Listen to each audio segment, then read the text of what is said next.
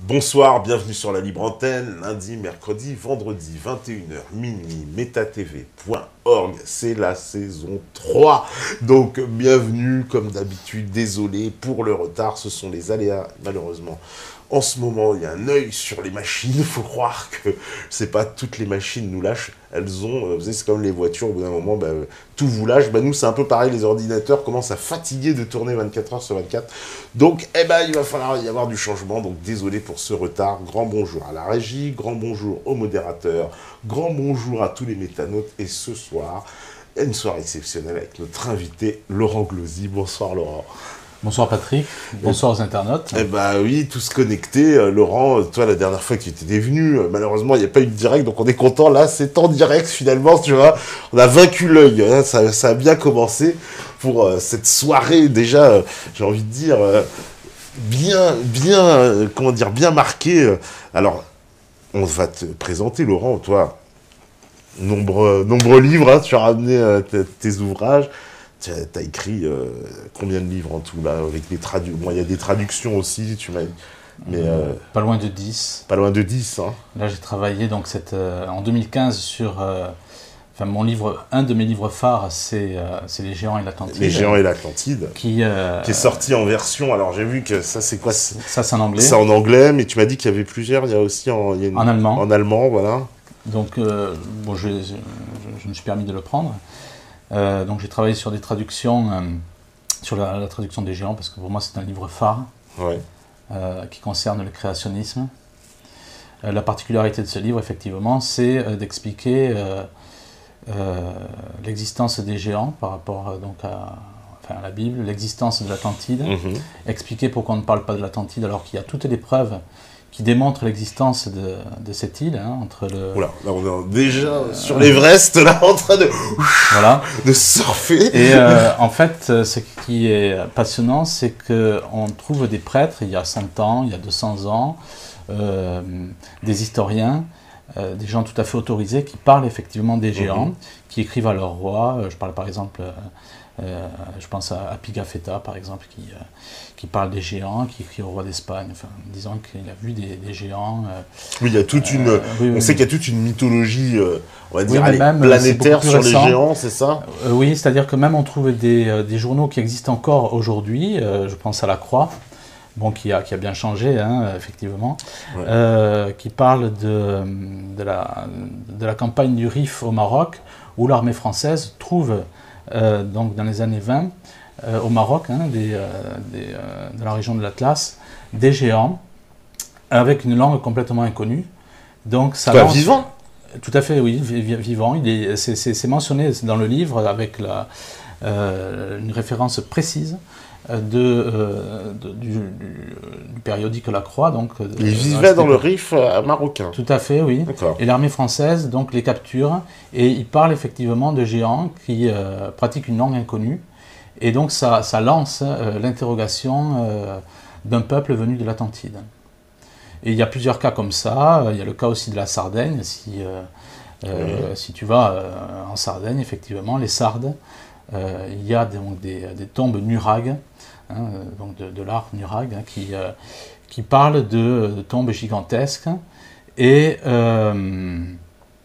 il y a le bulletin d'archéologie française en 1953, même le Figaro, qui parle de 2 squelettes qui faisaient 3 mètres. D'accord. Il y a Malte aussi, je crois. Il n'y a pas d'histoire avec Malte, les géants, la ville qui a été construite par les géants. Alors ça, c'est encore autre chose. À Malte, moi je n'en parle pas dans mon livre, mais il s'agit d'un hypogéum, c'est-à-dire une construction souterraine sur 2 ou 3 étages qui a été découverte par un prêtre en 1907. Et ce prêtre, donc, parle d'une construction complètement... une construction très complexe, où même on peut se mettre à un certain endroit donc, de l'hypogéum, donc à Malte, sous terre, hein, une cité souterraine. Et il explique qu'à une certaine fréquence, le son couvre toute cette construction souterraine. Ça veut dire qu'il y avait une notion à cette époque, bien avant donc, notre civilisation, une notion de l'acoustique. Voilà, c'est ce qu'on retrouve aussi dans les grottes, c'est tout à fait officiel parce que même France Inter en a parlé. Donc on tombe sur des cas tout à fait passionnants où il y a aussi des personnes qui, bon, si on veut s'étendre sur ce sujet, qui expliquent que, par exemple, tous les dessins d'art pariétal dans les grottes ne sont jamais à l'entrée d'une grotte, mais dans les endroits les plus obscurs. Et ce sont des dessins qui sont extrêmement complexes, avec des notions de... enfin, des notions comment dirais-je, de vitesse ou autre. Enfin, je n'ai plus le terme en mémoire malheureusement.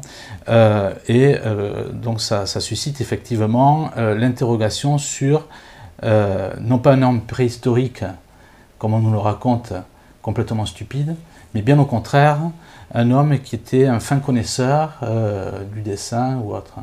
Et ça, c'est raconté par une personne aussi qui était spécialiste de proto-écriture, Emilia Masson, voilà, qui un jour est invitée par exemple pour faire une conférence à Nice. Et bon, elle n'était pas très enthousiaste parce que elle était spécialiste donc, de proto-écriture dans le monde. Donc quelqu'un qui est quand même un gros cerveau, hein, dirons-nous. Et donc elle est invitée par Delumelet, Légion d'honneur, etc. Quelqu'un du système, on va dire. Et donc après effectivement la conférence, parce qu'elle accepte, Delumelet l'amène dans la vallée des merveilles, dans l'arrière-pays de Nice. Alors lui, ça fait 30 ans qu'il est là, il lui explique, bon ben voilà un fossile de coquillage ou autre. Et pendant ce temps, donc, elle regarde le paysage, et elle dit, mais nous sommes effectivement dans une vallée sacrée, avec une montagne qui est taillée, qui représente un dieu. Et elle parle aussi de pierres, lorsqu'elle regarde ça, qui représentent des constellations. C'est dans la vallée de Nice. Oui, c'est dans l'arrière-pays de Nice. Ouais. Et quand elle découvre ça, donc Delumelet est complètement fou de rage. Elle sait très bien ce qu'elle voit. Ça fait pas 30 ans qu'elle est là, ça fait 30 minutes. Elle parle d'archéologues qui sont complètement mal formés, enfin bon, etc. Et elle perd son travail, bien entendu. Et entre-temps, elle fait connaissance elle a écrit des livres à ce sujet. Hein. Elle fait connaissance d'un gendarme, autant que je me souvienne, qui avait fait des études, hein, comme quoi le hasard fait bien les choses, sur des études d'archéologie. Et ils font des rondes. Et un soir, ils entendent du bruit dans une caverne et ils tombent sur des gens en train effectivement de détruire l'art pariétal des cavernes, qui contredisait effectivement, puisque ces dessins offrent effectivement des notions de perspective, des dessins très complexes. Donc ça contredisait la version d'hommes préhistoriques complètement abrutis. Donc c'est des gens qui étaient en train de détruire les dessins. Oui, on a trouvé ça dans d'autres cas. Hein. En tout cas, pour le cas de la vallée des merveilles, donc c'est passé en procès. Ce qui n'a jamais été prouvé, c'était le lien avec Delumelet. Et on a la même chose avec Glen Rose au Texas, où on trouve par exemple des traces, des empreintes de pas de géants avec des pas de dinosaures. Ah oui, et c'est la BBC qui avait fait un reportage. Entre autres, il y a eu plusieurs reportages là-dessus. Oui, mais parce qu'ils l'ont fait en direct, on a moulé dans un fleuve, on a retiré la trace et il y avait bien des traces. Oui, mais même depuis les années 30, donc, il y avait des études donc, à Glen Rose. Et donc il y avait aussi des gens qui sortaient de l'université, hein, qui ont vu ça, ça contredisait complètement leurs convictions. Et qui ont essayé donc de détruire les plaques de grès où effectivement on voyait ces traces qui corroboraient la théorie donc de géants, ou voire d'hommes, hein, d'hommes qui auraient côtoyé les dinosaures.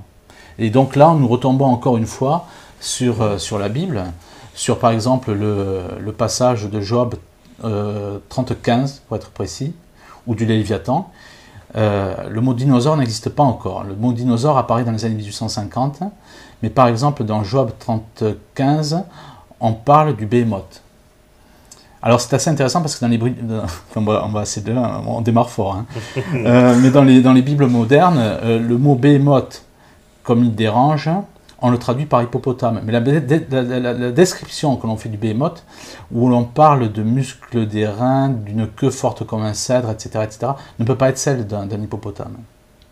Donc la question est, quel est cet animal que Job a vu? Et ça correspond typiquement, effectivement, à un dinosaure. Ça voudrait dire quoi? Que les hommes de l'époque de la Bible, ils auraient vu des dinosaures? Tout à fait, il y a plein de cas comme ça. Il y a par exemple un évêque qui est enterré, je crois, à Canterbury, en Angleterre, où sur sa tombe, qui est à l'intérieur de la cathédrale, il y a des dessins de dinosaures. Hein. Et ils ont mis un tapis dessus qui masque, mais on retrouve ça aussi sur la porte d'Ishtar, on retrouve ça sur des mosaïques romaines. Il y a aussi les Japonais en 1974-79, un chalutier japonais qui a pêché donc un plésiosaure, un dinosaure marin en fait, et ils en ont sorti un timbre. Hein. Mais il y a plusieurs cas. Le cas aussi qui est très intéressant, c'est celui de Mary Schweitzer, qui n'est pas créationniste, c'est-à-dire qu'elle n'explique pas les découvertes, qui n'a pas, je dirais, une observation par rapport à la Bible. Et elle est fortement gênée parce que dans le Montana, elle trouve un squelette de dinosaure avec donc des tissus veineux intacts, une chair donc qui est intacte aussi et qui n'est pas dans la glace. Hein. Donc il faut aller voir sur les références. Ça veut dire quoi, qu'il avait été tué récemment, c'est ça? Ça veut dire surtout qu'on retombe sur un schéma de la Bible où la Terre n'a pas 4 milliards d'années, comme on l'entend maintenant. Mais il faut savoir que par exemple jusqu'à la Révolution française, les scientifiques donc exposaient l'âge de la Terre par rapport à la Bible. Alors ça c'est encore des sujets très profonds, puisque même la King James, qui était une Bible protestante, donc, hein, oui, la Bible traduite par le roi Jacques, mentionnait en note de bas de page les études de datation du pasteur James Ussher, qui donnait des dates très précises sur le déluge, sur toutes ces choses-là, et qui portait crédit effectivement à une terre de 6000 ans. À partir de la Révolution française... C'est possible ça, 6000 ans, puisque si on s'en fie à l'histoire officielle, on a des choses qui sont bien plus vieilles que 6000 ans quand même, non? Oui, mais après, encore faut-il le prouver, ce qui n'est pas le cas. Bien souvent, les gens se basent sur le Sphinx. Voilà, par exemple, les pyramides. Oui. Bah, si j'écoute Jacques Grimaud, j'écoute tout ça, on me dit qu'elles ont 15-20 000 ans. Alors, voilà. Mettons-nous d'accord. On peut approfondir ce sujet. Non, mais tu sais pas. C'est-à-dire que tu me dis en fait que la Terre, elle aurait 6000 ans si on en suit évidemment la Bible, mais clairement, toutes les démonstrations scientifiques, les preuves scientifiques nous démontrent qu'elle est plus vieille, non? Au contraire, il n'y a aucune... ce qui est intéressant de remarquer, c'est qu'à partir de la Révolution française, il y a un glissement, c'est-à-dire qu'on quitte au fur et à mesure cette courte périodicité des 6000 ans, où on dit que la Terre aurait 6000 ans, et l'univers aussi, et on glisse petit à petit sur 100 000 ans, sur des millions d'années, pour arriver à des milliards d'années, c'est-à-dire 4,5 milliards d'années à l'heure actuelle. Et ça, c'est très bien expliqué par le docteur Dominique Tasso, donc, qui est docteur en philosophie, qui a fait l'école des mines, et qui raconte très bien que chaque fois, ces évaluations donc, de datation, de 100 000 ans, 2 millions d'années jusqu'à aujourd'hui des milliards d'années, sont données, ça c'est tout à fait intéressant, avec 5% d'erreur. C'est-à-dire, bon, c'est à 100 000 ans, mais on s'accorde 5% d'erreur. À chaque fois, on glisse comme ça, pour arriver à 4 milliards à l'heure actuelle. Alors, il y a toute une histoire où on peut étudier, par exemple, c'est ce que fait en Russie le professeur Lalomov sur la sédimentation des fonds marins ou autres, toutes ces choses-là, où l'on voit que la Terre ne peut pas avoir plusieurs milliards d'années. Il y a aussi l'étude de Lyell sur les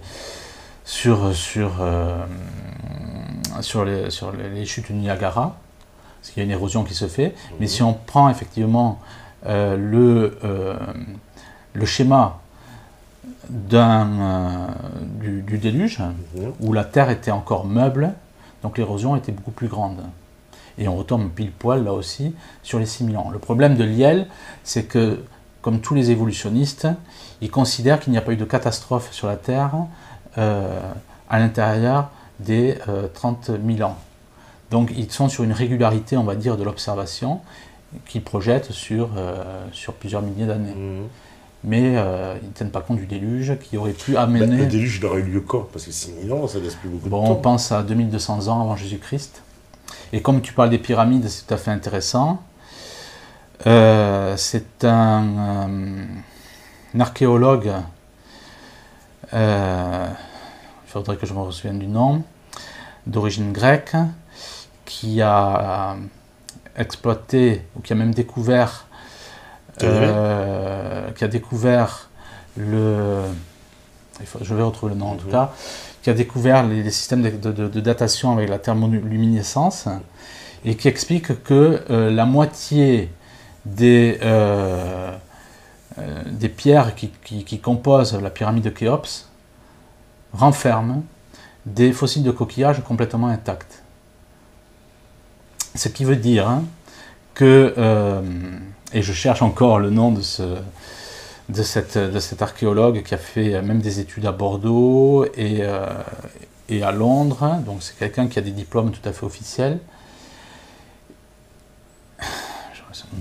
Et il explique donc très bien, il dit que la moitié des pierres de la pyramide de Khéops renferment des fossiles de coquillages complètement intacts. C'est-à-dire qu'il n'y a pas de fossiles de coquillages qui ne sont pas intacts. Ce qui veut dire, ce qu'on peut penser, c'est qu'il y a eu un point d'eau qui a duré un certain temps, mais pas suffisamment longtemps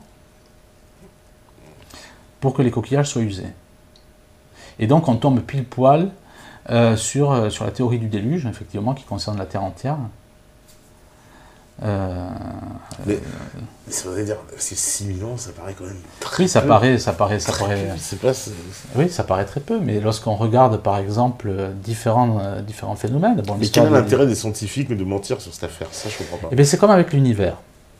C'est-à-dire que, comme Darwin ne peut pas être prouvé, c'est-à-dire que de la matière morte viendrait la matière vivante, comme ça on ne peut pas le prouver, donc on va l'enterrer dans des longues périodicités, c'est-à-dire dans des endroits où on ne peut rien vérifier. Et donc on balance un dogme, parce que le problème de Darwin, c'est que si on parle de l'évolution des espèces, il faut une longue datation pour le rendre crédible, même si ça ne l'est pas, parce que Darwin n'a rien démontré à ce niveau-là. Donc il faut une longue périodicité, et on enfouit donc dans des temps très lointains des théories qui sont invérifiables. Et nous avons la même chose avec l'astronomie, où on nous parle de milliards d'années-lumière. C'est la même technique. C'est la même technique pour, effectivement, balancer des dogmes. Mais les techniques carbone 14, tous les gens qui font des tests scientifiques, il y en a énormément, et qui trouvent des fois des choses qui sont datées de 10 000 ans, 20 000 ans, 30 000 ans, même 200 000 ans, j'ai déjà vu 300 000 ans. Oui, tout à fait. Alors le problème du carbone 14, c'est que le carbone 14, il y a deux choses. C'est qu'on peut faire des études par rapport à la vie du carbone 14 qui est de 5735 ans, ou 5700 ans, on va dire. Et après, donc, il y a une détérioration qui ne permet pas, effectivement, de faire une datation précise. Et il y a un second point, c'est qu'ensuite, il faut tenir compte du milieu dans lequel a vécu, entre guillemets, l'objet étudié. Si, par exemple, on va étudier un arbre qui est à côté d'un aéroport, effectivement, l'apport en carbone va être bien plus grand. Donc, on ne peut pas... il faut tenir compte de plein de paramètres dont les scientifiques, à l'heure actuelle, sont assez, pour lesquels les scientifiques sont négligents. Mais ça voudrait dire quoi? Tout est apparu en même temps, les dinosaures, les hommes, les machins. Mais qu'est-ce qui s'est passé avec les dinosaures? Pourquoi ils ont disparu, alors, entre guillemets? Alors là, c'est tout l'intérêt de... Parce que du coup, l'explication officielle de la météorite qui supplante tous les dinosaures, elle ne tient plus parce que du coup, les hommes océans ont été squeezés s'ils étaient au même moment. Tout à fait, oui. Donc ça ne tient plus. Donc il s'est passé quoi alors, du coup, avec ces dinosaures? Ils n'ont pas pu disparaître comme ça du jour au lendemain. Non, alors c'est tout l'intérêt, c'est que est-ce que le déluge a entraîné un changement des lois de la nature, un changement aussi de la pesanteur. C'est-à-dire que tout ce qui était lourd sur la Terre ne pouvait plus se mouvoir. Et donc c'est pour ça qu'on peut penser que les géants aussi auraient disparu. Et on remarque que les dinosaures qui auraient survécu sont les dinosaures marins, où l'attraction est moindre, effectivement, dans l'eau. Donc en fait, le déluge implique deux choses, implique une chose essentielle, c'est-à-dire, là-dessus les créationnistes, c'est-à-dire les gens qui pensent que la Terre a 6000 ans, qui pensent que la Bible a une valeur scientifique, certains donc pensent que le déluge a entraîné un changement, enfin a entraîné l'inclinaison de l'axe de la Terre. Ce n'est pas général. Certains pensent que c'était déjà existant, etc. Dans le cas d'une Terre qui est ronde. Mais j'en reste là. Mais j'en reste là. J'en reste là. Parce que là, on est déjà sur l'Everest.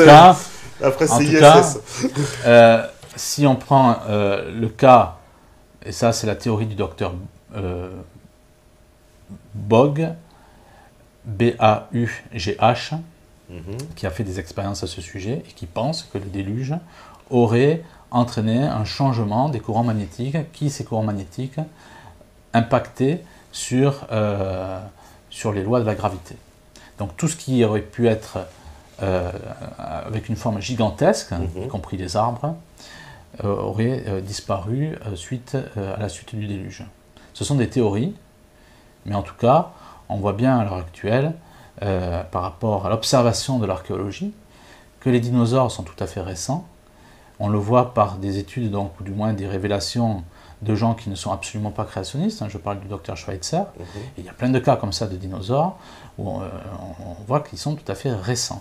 Mais ça voudrait dire que, si je continue dans cette logique, que l'homme, s'il cohabitait avec ces dinosaures à la même période, il était censé avoir des technologies, des techniques, pour pouvoir se protéger de ces dinosaures, parce que visiblement, ils étaient assez dangereux quand même. Non, pas nécessairement. Bah, je sais pas, des gros tyrannosaures, bon, c'est vrai que c'est un peu l'imaginaire, mais quand même, il y a tout un tas de bêtes assez horribles dans les dinosaures. Mais quand on parle de théorie, bon, ça c'est pour en revenir au livre sur les géants, il faut reprendre le prix Nobel de chimie américain qui s'appelle Frédéric Soddy, SO2DY, et en 1921, donc, il dit, à propos de l'Atlantide, que la civilisation de l'Atlantide était bien plus avancée que la civilisation d'aujourd'hui.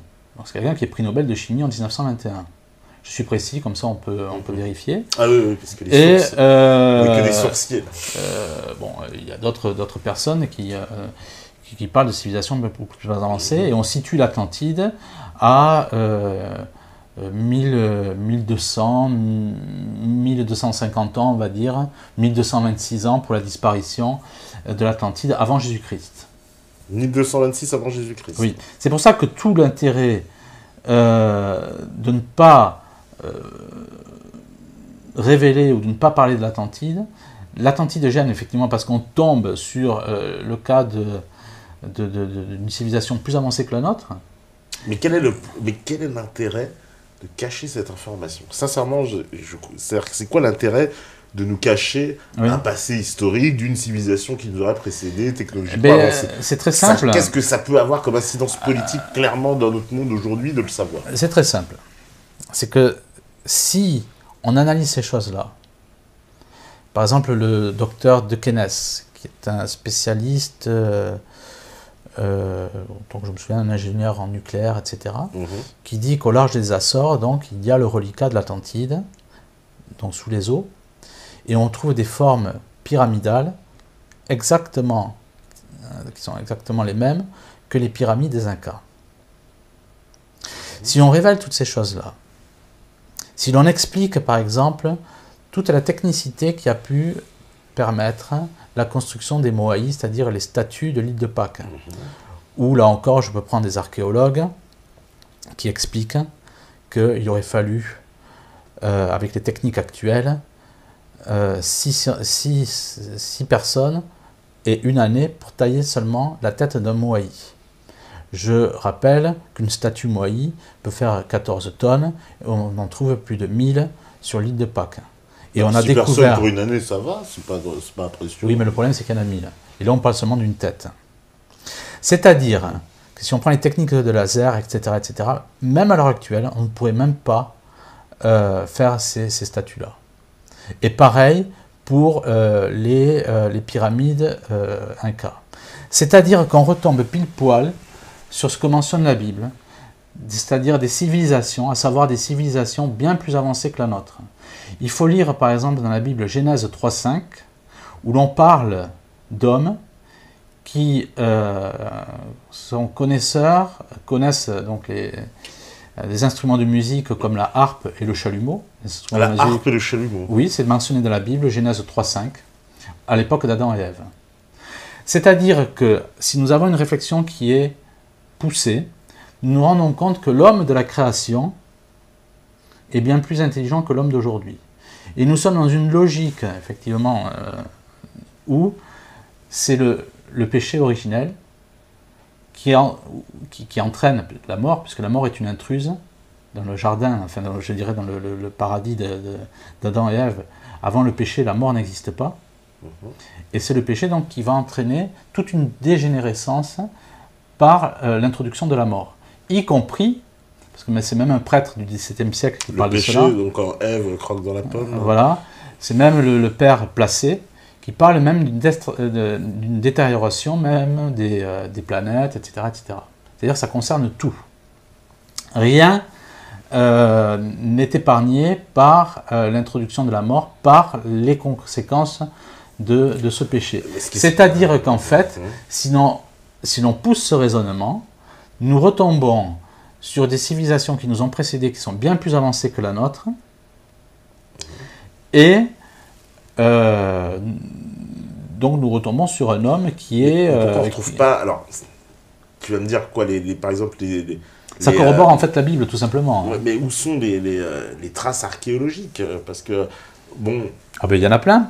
Mais seulement le problème, c'est que quand les gens les trouvent, soit on les met en prison. Alors on peut parler des pierres d'Ica. Ah oui, les pierres d'Ica, bah, j'en avais parlé déjà ici. Oui, voilà. Donc, oui, ouais, mais là, puisqu'on parle de civilisation, on va dire, technologiquement avancée... Bon, ben on peut parler des pyramides Inca. On peut imaginer que, par exemple, regarde, notre civilisation, si demain elle s'effondre, ce que je ne souhaite pas, mais bon, ouais. Imaginons, mais c'est qu'elle s'effondre complètement. On va retrouver des traces, forcément, avec toutes les infrastructures, les aéroports, les entrepôts, les ports, les machins. On va retrouver tout un tas d'infrastructures. Et ben, pourquoi on ne retrouve pas l'équivalent de cette Atlantide? On le trouve. Mais où? Bon, on trouve ça, par exemple, dans un temple en Égypte, dont je mentionne le nom aussi dans mon livre, où on retrouve des maquettes d'avions. Et à plusieurs endroits, on retrouve aussi des maquettes d'avions chez les Incas. Ouais. C'est aussi le docteur, un docteur égyptien aussi, qui a trouvé un oiseau qui était un oiseau sans plumes, sans pattes. Et quand il a étudié effectivement cet oiseau qui était présenté au musée d'archéologie du Caire, il l'a mis en soufflerie. Dans une reproduction en balsa, et il s'est rendu compte qu'effectivement ce prototype présentait toutes les meilleures caractéristiques aérodynamiques. Un oiseau. Donc ce n'était pas un oiseau, parce qu'il n'avait pas, on le présentait comme oiseau. Ouais, on le présentait comme oiseau, mais c'était pas. Donc ça pouvait être un avion, et on trouve, que ce soit chez les Incas ou en Égypte, on trouve comme ça des reproductions d'avions qui datent de Séti Ier, c'est-à-dire plus de 1000 ans avant Jésus-Christ. On trouve plein de cas comme cela. Ouais, c'est toujours compliqué parce que ce sont que des représentations, et tu viens de nous expliquer que c'était très difficile de dater, tu vois, alors c'est toujours ça. Non, ça n'a rien à voir. C'est-à-dire, si on parle par exemple d'un temple, où on sait de quelle époque date ce temple, et si on trouve par exemple le dessin d'un sous-marin, le dessin effectivement d'un avion, on sait très bien quand est-ce que ce dessin a été reproduit. Là, ça ne concerne pas des choses que l'on prétend effectivement faire remonter à des milliers et des milliers d'années. C'est une histoire qui est, somme toute, récente, je dirais. Et donc, tu vois, je fais comme à la télé sans transition, je vais faire le lien direct avec ton dernier ouvrage. Hein, c'est le professeur Litsiris, Ioannis Litsiris, le nom me revient, qui a Oui. fait cette étude, donc le professeur Ioannis Tsiris, donc qui est d'origine grecque, effectivement, et qui est diplômé de plusieurs écoles d'archéologie, qui a travaillé sur la thermoluminescence et qui est même l'inventeur de ce mode de datation, et qui explique que la moitié des pierres, voilà, sont les pierres des pyramides, de la pyramide de la grande pyramide, donc la pyramide de Khéops. La moitié des pierres sont composées, enfin renferment des fossiles de coquillages intacts. Voilà, c'est le nom m'est revenu. D'accord. Bon, bah. Pour faire le lien, justement, est-ce que ce sont ces gens-là, alors ça c'est ton dernier livre, Pédosatanisme et franc-maçonnerie, est-ce que ces gens-là ont un rapport alors avec le fait de nous cacher un peu cette histoire du monde alors Oui, tout se tient. C'est-à-dire que lorsqu'on a... Il faut ah ben c'est bien, allons-y. Il faut comprendre que nous sommes... l'histoire que l'on observe, la science que l'on observe, ou que l'on nous présente, comme on voudrait nous la faire croire, est présentée effectivement où à la base on retrouve des financiers, des grands financiers. Je pense au Rockefeller, au Rothschild, etc. Et il faut savoir pour qui ces gens travaillent et contre qui ces gens travaillent. Si l'on n'a pas dans l'esprit, effectivement, et pour mettre les pieds dans le plat, puisqu'il faut dire les choses comme elles sont, sans embâge, nous sommes dans une situation où la Terre n'est que le reflet du combat qui se passe dans le ciel, entre deux hiérarchies.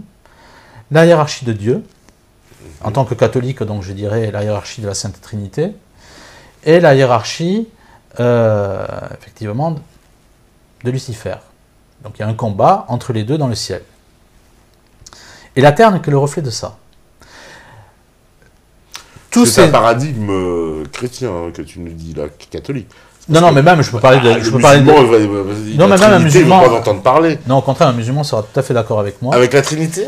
Pas avec la Trinité, mais si je parle d'une hiérarchie de Dieu avec une hiérarchie... Ah voilà, donc voilà. Dans leur paradigme, ça va être différent aussi. Mais en fait, la compréhension, ils l'auront, parce que les musulmans, effectivement, restent la religion qui... Et puis même le Coran mentionne des critères, on peut parler des géants, entre autres. Le musulman qui a lu le Coran sera tout à fait d'accord avec ce genre d'analyse. C'est pour ça, entre autres, je dis bien, le monde de l'islam dérange le monde moderne. Parce que c'est la seule religion, à l'heure actuelle, qui n'est pas tombée, on va dire, dans un formatage du mondialisme, des nouvelles sciences, etc., etc., etc. Donc le musulman a tous ses repères, a gardé tous ses repères par rapport à cette compréhension des explications que je donne. Dans ce paradigme-là, parce que, excuse-moi de te couper, parce qu'il y a des gens qui raisonnent dans un paradigme différent, ceux qui, par exemple, pensent que, justement, que les religions ont connu un âge qui a précédé les religions abrahamiques, dans lesquelles il y avait une espèce de religion mondiale, naturelle, etc., eux n'acceptent pas cette version... justement, on va dire... Oui, mais quelle religion? Quelle religion? Sumer ou autre, je ne sais quoi, parce que là aussi... Par exemple. Bon, mais Sumer, par exemple... Par exemple, je dis par exemple. Oui, bon, mais Sumer, on pourrait en parler. Il y a des contradictions. Par exemple, lorsqu'on prend le cas du déluge avec Sumer, autant que je me souvienne, effectivement, on lâche la colombe et le corbeau après. Ce qui est complètement impossible parce que le corbeau est un oiseau carnassier, donc il aurait mangé la colombe. Or, dans la Bible, le corbeau est lâché en premier et la colombe après. Et donc là, c'est tout à fait possible. Il y a plein de cas où, effectivement, Sumer, les tablettes de Sumer ne sont pas crédibles. Et il y a même des scientifiques qui ont trouvé des contradictions par rapport à des archéologues, qui contredisaient effectivement... bon, je ne suis pas spécialiste des tablettes de Sumer, j'ai fait un article là-dessus néanmoins, qui est sur Internet, et on a mis de côté, effectivement, ces découvertes. Pourquoi Sumer existe? Et j'en reviens à la question du départ, c'est parce que nous sommes dans une situation où on veut imposer aux populations la perte de la religion pour arriver à l'avènement de l'Antéchrist.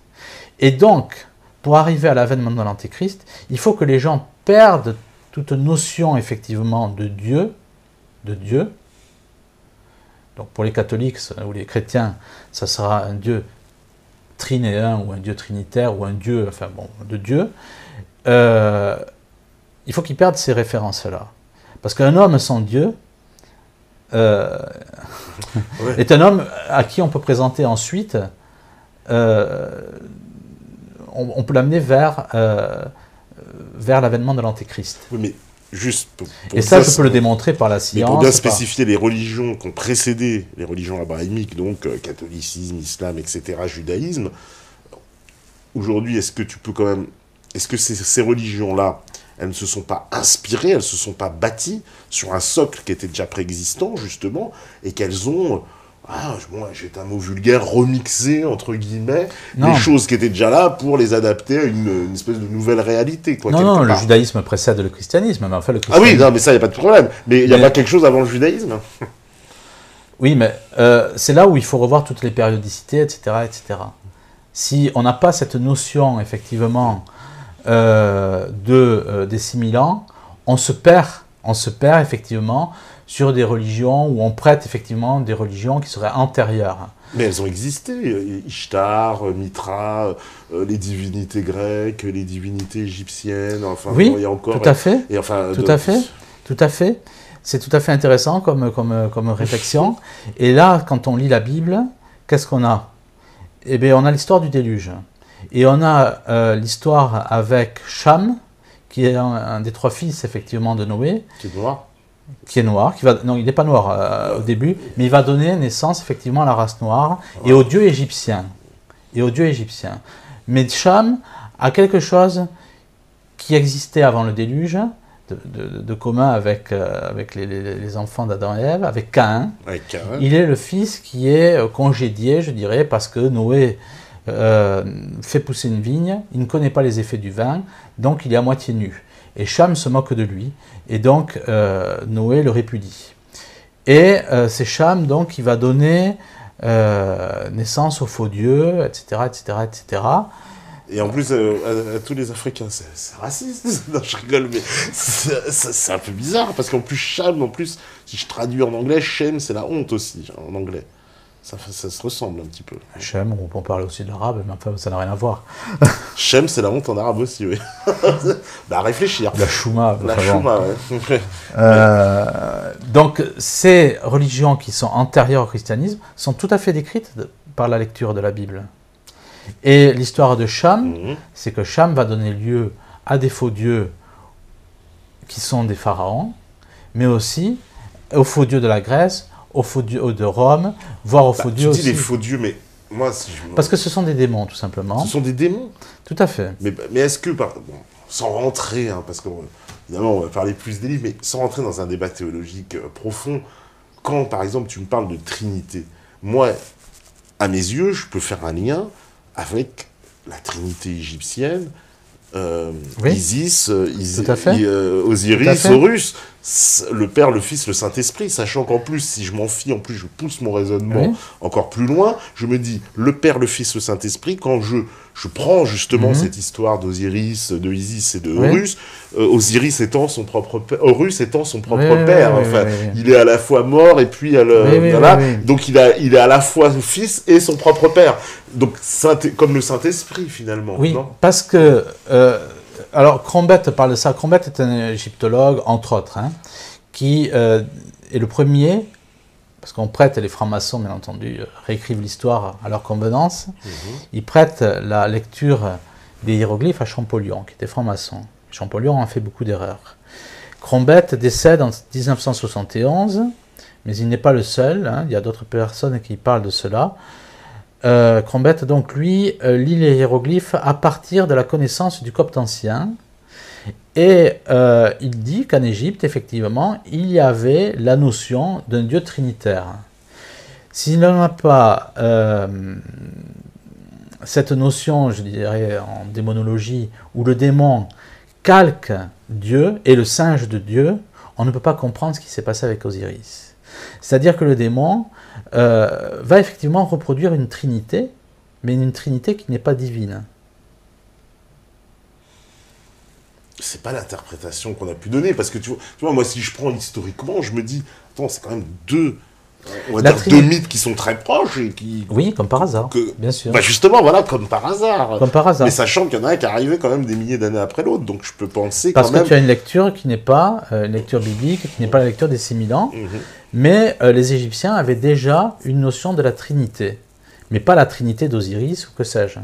Et ça, c'est même rapporté dans un livre qui est paru en 1850, qui a été écrit par un Allemand. Le livre a été traduit en français, dont j'ai oublié le titre malheureusement. Il y a plusieurs, effectivement, donc il y a Fernand Crombette, mais il y a d'autres personnes qui parlent effectivement d'un monde qui connaissait déjà un Dieu, et sur la terre entière, un Dieu un et trine. Voilà. D'accord. Bah alors justement, encore le lien avec toujours ton livre. Mais tu voulais rajouter quelque chose? Non. Bah, voilà, parce que dedans, tu nous décris en fait tu commences par nous décrire les sociétés secrètes. Alors évidemment, les fameuses Illuminati. Parce que ce terme-là, alors aujourd'hui, quand on dit les Illuminati, c'en est presque, tu sais, quelque chose qui est entre la légende et la blague. Enfin, tu vois, on ne sait plus où se situer avec cette info-là. Quelque chose qui a envahi Internet au point de devenir très caricatural. Non, mais il faut bien le dire. Voilà, tout ce sujet. Dès que les gens voient une pyramide quelque part, maintenant tout le monde saute sur sa chaise. Donc, qu'est-ce qu'il en est vraiment de ces Illuminati? C'est quoi? Parce que voilà, moi je suis comme tout le monde, j'ai vu 1 million de vidéos là-dessus, je connais l'histoire d'Adam Weishaupt, 1776, on a repris le logo, pareil, ils l'ont mis sur le dollar et compagnie, etc. Enfin, tout le monde a suivi, hein. Comme je dis ici, on est déjà au doctorat conspi, hein. Ceux qui sont bac conspi, moins 2, faut aller revoir les vidéos à l'avance. Nous on avance, hein, on est déjà à un niveau plus élevé. Et donc, tu nous expliques un peu la genèse, parce qu'on m'a dit que je disais la genèse, c'est vrai, c'est mon côté africain. La genèse. Voilà, parce que je mettais un accent. On m'a dit, il n'y a pas d'accent, mais les gens mettent un accent au moment où je fais remarquer. Enfin bref. Et donc, la genèse de cette affaire des Illuminati, ce serait donc les Rothschild. Clairement, tu me dis que les Rothschild, enfin la famille Rothschild est impliquée dans la création de cette société secrète. Oui, enfin moi j'invente rien. Hein. Ah non, j'ai pas dit que t'inventais. Hein.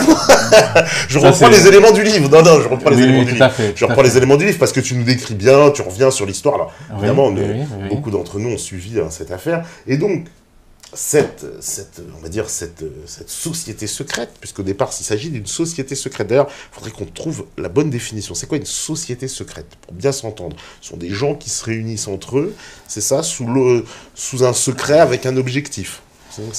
Oui, c'est-à-dire qui n'est pas connu. Hein, qui n'est pas connu du grand public. Voilà, oui.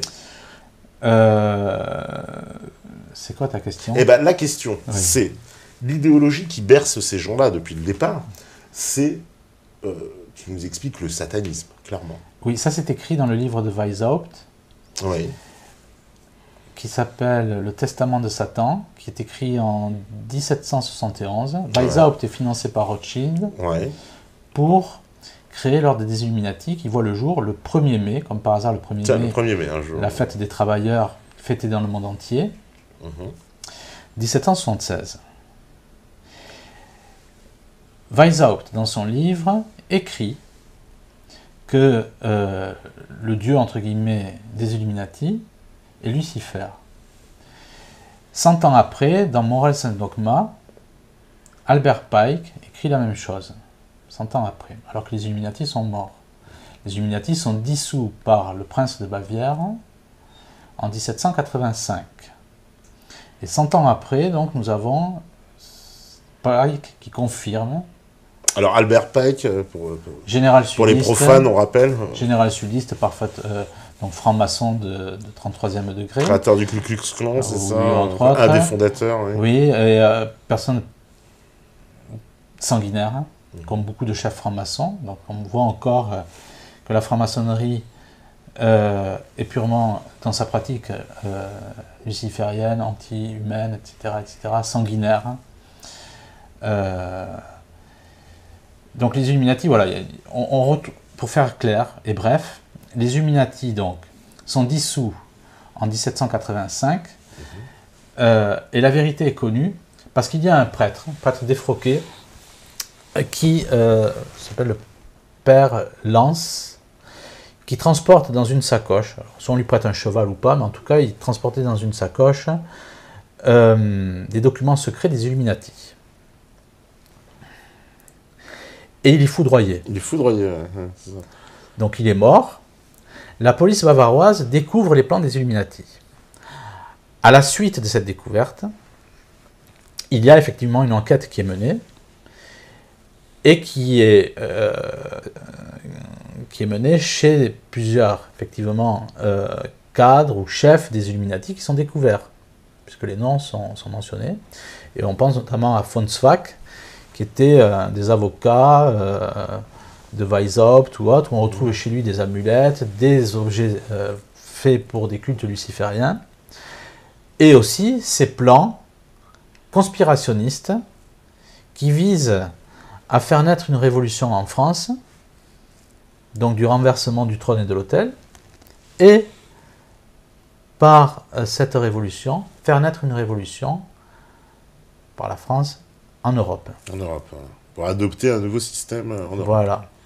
Et tu retrouves les mêmes choses aussi, les mêmes financiers pour la révolution bolchevique.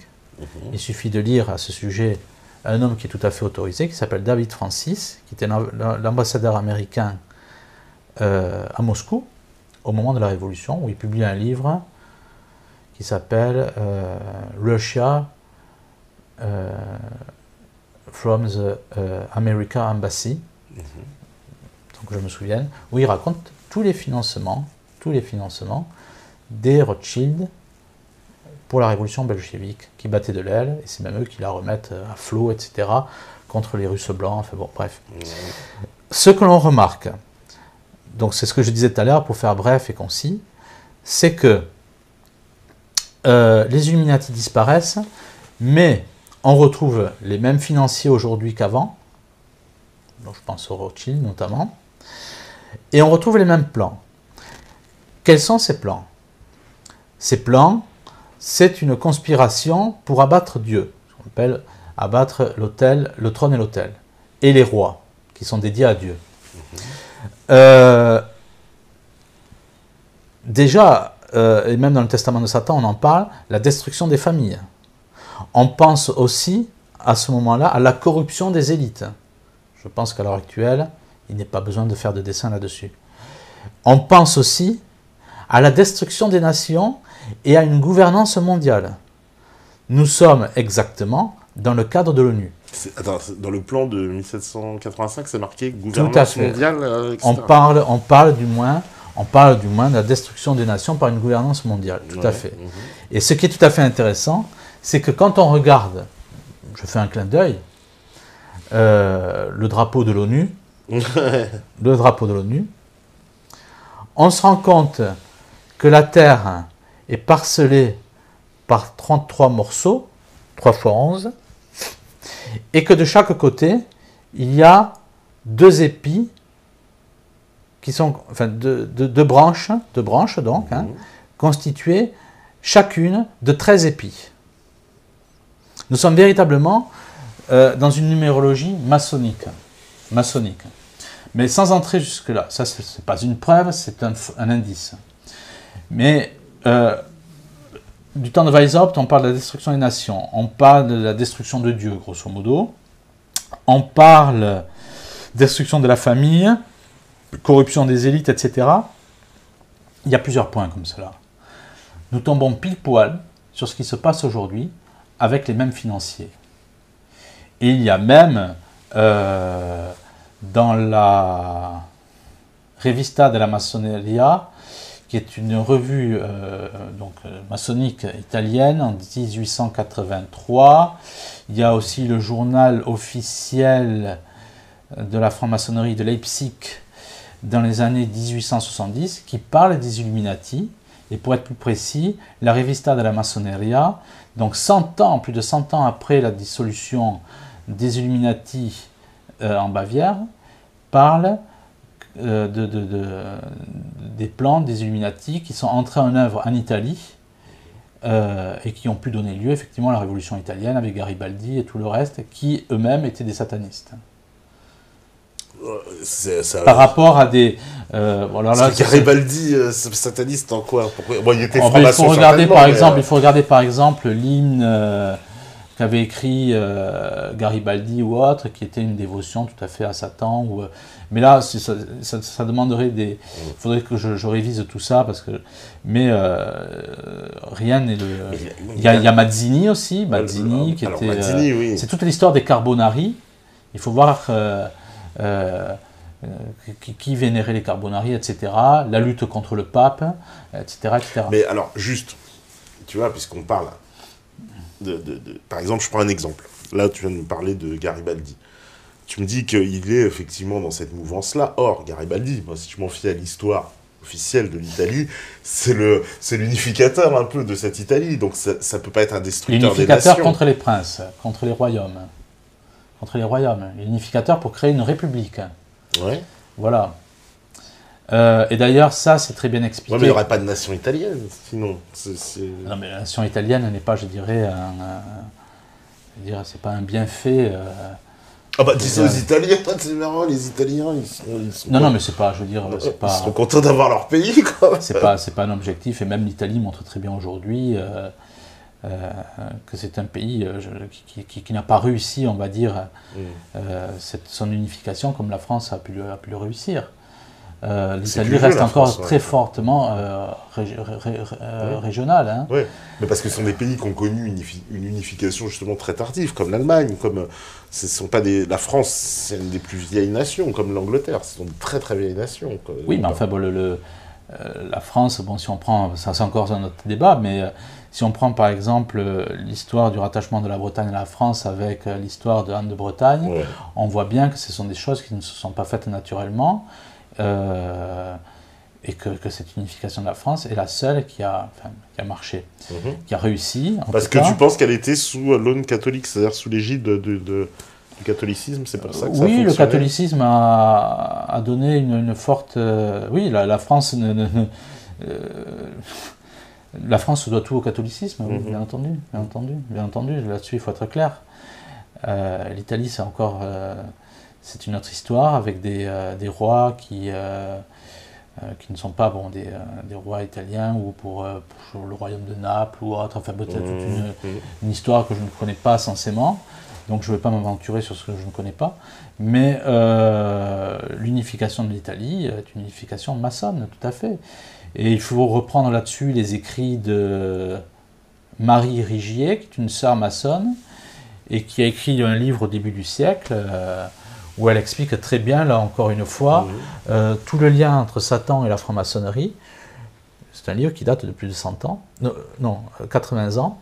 C'est une sœur maçonne au début du siècle, où elle explique très bien, un cas tout à fait intéressant, que le pentacle ou l'étoile qui est cousue sur les uniformes des soldats italiens pendant la Première Guerre mondiale est un pentacle fait pour que le sang versé soit le sang versé offert, donc le sang versé des soldats italiens, soit offert effectivement au pentacle. Donc on voit encore une fois l'essence de la franc-maçonnerie. On n'est pas encore entré dans le sujet, effectivement, démontrant que la franc-maçonnerie est purement satanique. Hein. Mais là, déjà, on a des forts indices. Bah, alors, parce que là, je ne veux pas aller trop vite, c'est pour ça. Oui, d'accord. Chose à préciser d'ailleurs que ce ne sont pas tous les francs-maçons. C'est ce que j'ai bien compris. Si je m'en fie même à ton livre, ou à la déclaration, on en parlait tout à l'heure de Schnoebelen. Bill Schnoebelen. Bill Schnoebelen. Alors Bill Schnoebelen, voilà, je l'ai marqué. Bill Schnoebelen est un homme qui était catholique, qui a vu que c'est tout le problème de l'Église catholique à l'heure actuelle, qui ne convertit pas parce que le Vatican n'est pas l'Église catholique. Le Vatican est satanique, il faut être très clair, et ça je l'explique dans mon livre. Ah oui, tu les égratines, on en parlera, oui, j'ai beaucoup de choses à dire sur le Vatican. Je suis persuadé que c'est la fausse Église. Hein. Il y a beaucoup de choses à dire, mais pour être précis, on a 3 heures d'émission, je pense qu'on va en reparler. Ah oui, on va reparler. Mais Bill Schnoebelen donc était catholique, quitte l'Église catholique parce qu'il voit très bien que ça ne tient pas la route. Et il est revenu dans Christ, hein, mais chez les protestants. maintenant, mais il a fréquenté l'église de Satan dans les plus hauts niveaux. Et c'est lui qui dit que tous les francs-maçons ne sont pas satanistes, mais tous les satanistes sont francs-maçons. Sont francs-maçons. Parce qu'en fait, la franc-maçonnerie, ce qu'il faut bien comprendre, c'est la contre-église. Nous sommes encore, on parlait d'Osiris, sur la... Satan est le singe de Dieu. Satan n'invente rien. Il essaye de copier. Parce qu'en fait, il veut se faire adorer, il veut prendre la place de Dieu. Donc il veut se faire adorer comme Dieu. Donc il essaye de copier. Adoré par qui? Par l'homme? Par l'homme. Et c'est tout l'intérêt, justement, des satanistes à l'heure actuelle. Un peu contradictoire, parce que l'histoire de Satan, il n'a pas voulu se prosterner devant l'homme à la base. C'est pour ça que Dieu l'a viré. Enfin, oui, non, mais il veut se faire aimer de l'homme, parce qu'il veut prendre la place de Dieu. D'accord. Mais...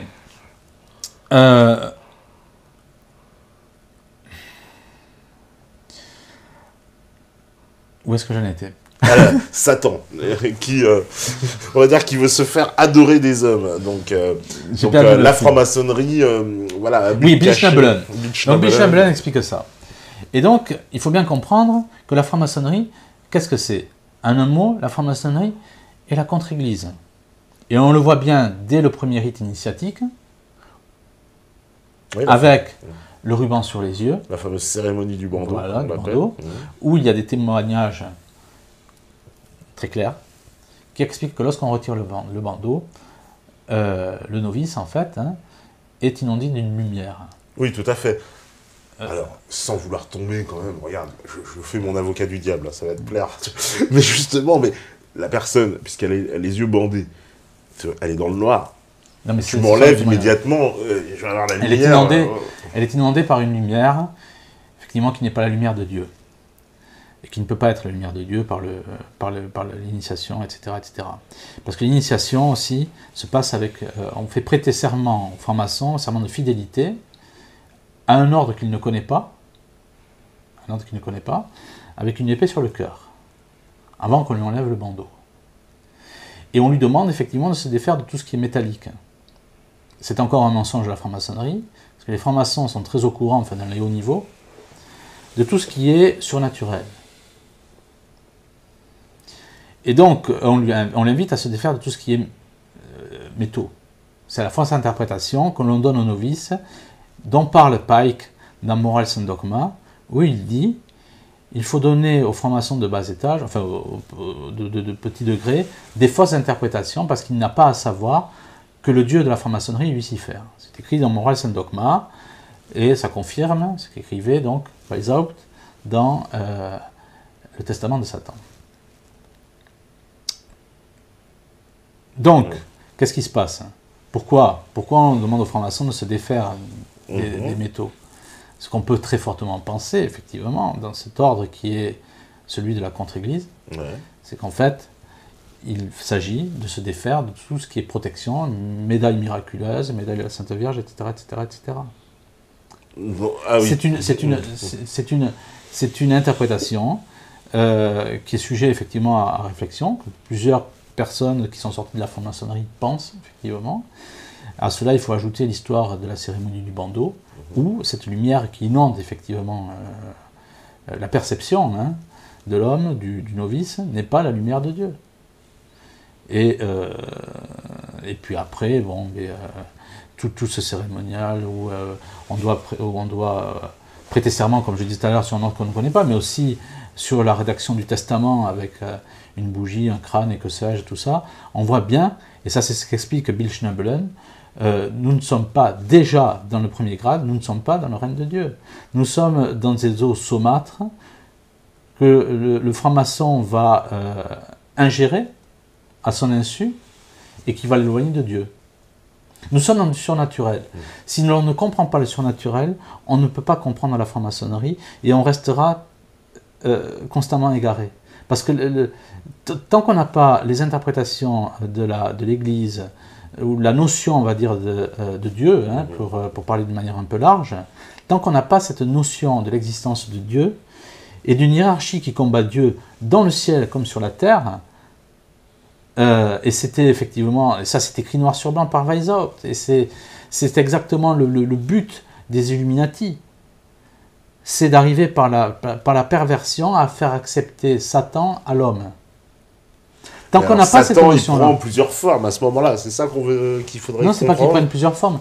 C'est que si on n'a pas cette notion des choses, cette notion surnaturelle, notre jugement est complètement erroné, biaisé pour tout. Mais celui qui est hermétique, celui qui dit, moi, bon bah voilà, Oui. je suis pas spécialement dans une religion, mais voilà, je suis pas non plus dans le satanisme. Alors, lui, il est quoi, lui?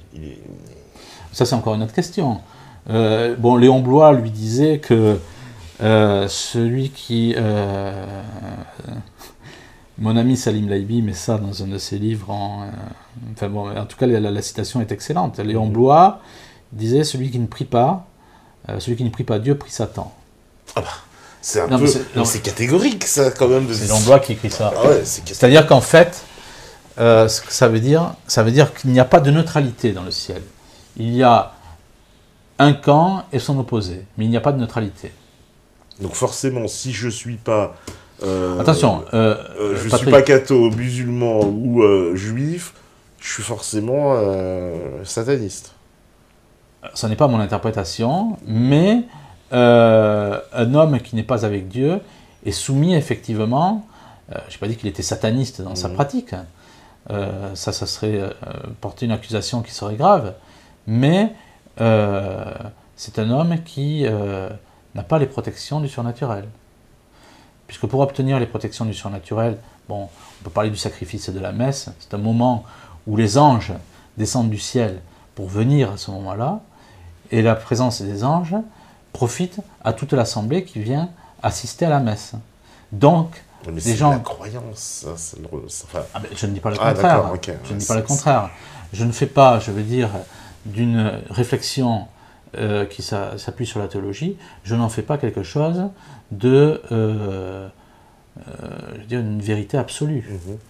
Bon, ce que je constate effectivement, ce sont des saints qui parlent de cela, hein, mais après, il faudrait développer par des je dirais, des expériences, là ça nous lance sur la théologie, sur la démonologie, sur toutes ces choses, mais d'emblée, on ne peut pas balancer certaines vérités brutes de décoffrage, je dirais, ce qui serait complètement, bon, ça pourrait être vrai ou faux, c'est pas le problème, mais il faut amener les choses étape par étape, il faut amener une réflexion.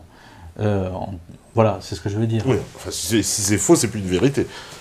Non, mais ce que je veux dire, au-delà de la vérité, au-delà de l'erreur, il faut amener une réflexion. Parce qu'autrement, on passe pour quelqu'un qui est uluberlu, et quelqu'un qui dit quelque chose de faux peut apporter quelque chose d'intéressant, parce que il va amener une réflexion. Donc c'est pour ça que d'emblée, enfin on s'écarte un peu du sujet, mais d'emblée, c'est comme certaines personnes, par exemple, qui vont dire telle religion est sataniste. Ça n'a ni tête ni queue. Ça n'a ni tête ni queue. Ce sont des affirmations gratuites.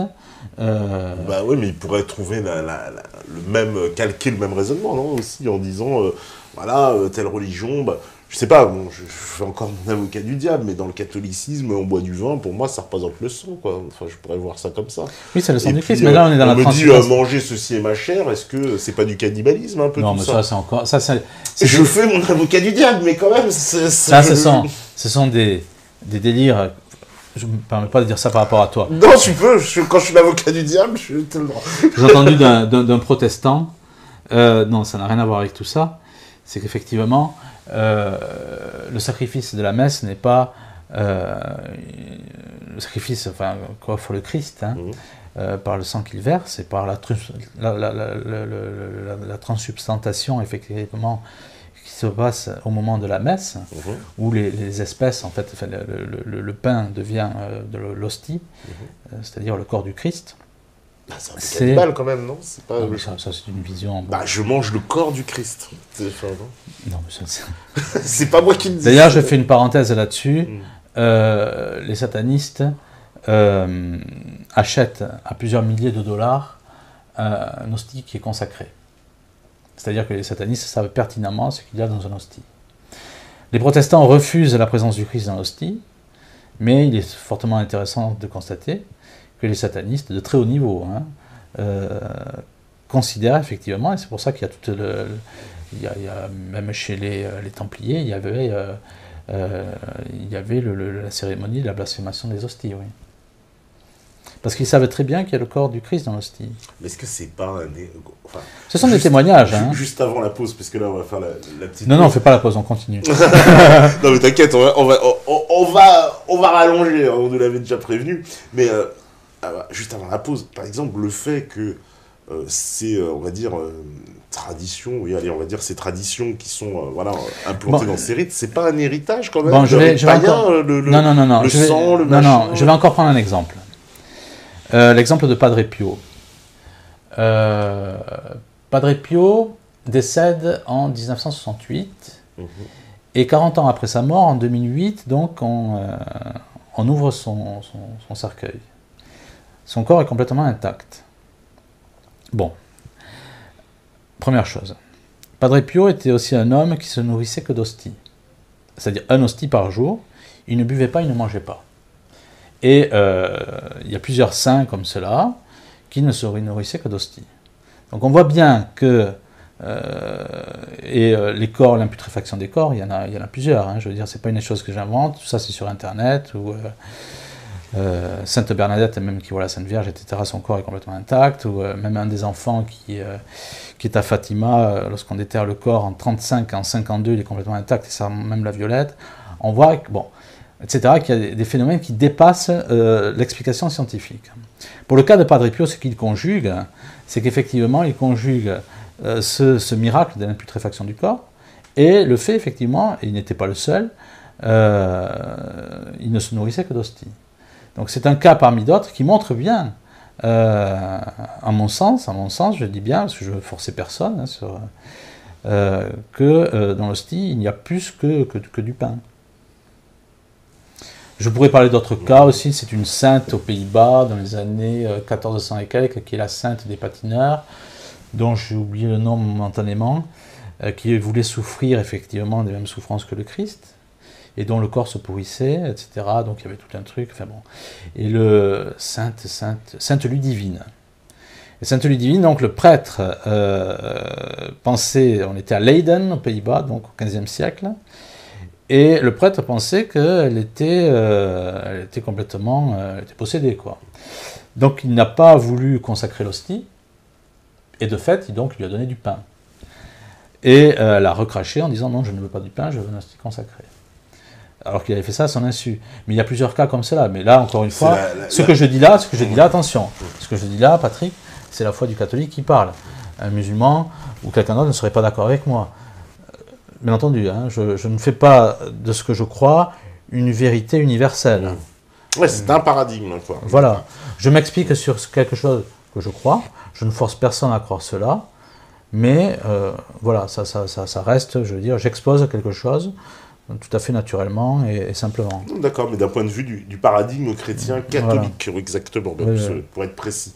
On va faire la petite pause. Bah oui, tu vois, ça passe vite. Bah ouais, tu vois, ça fait déjà plus d'une heure. Hein, ça fait 1h20, quasiment 1h30.